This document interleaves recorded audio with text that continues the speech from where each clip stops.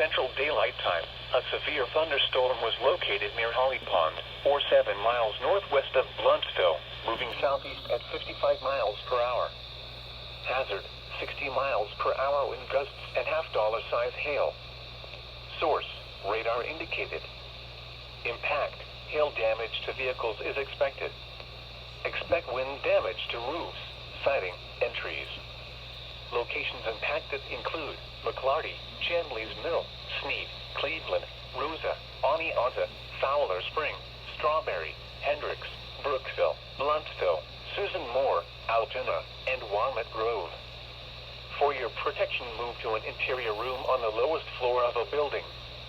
Repeating, a severe thunderstorm warning has been issued until 7:15 p.m. Central Daylight Time for the following county: Blunt, Alabama.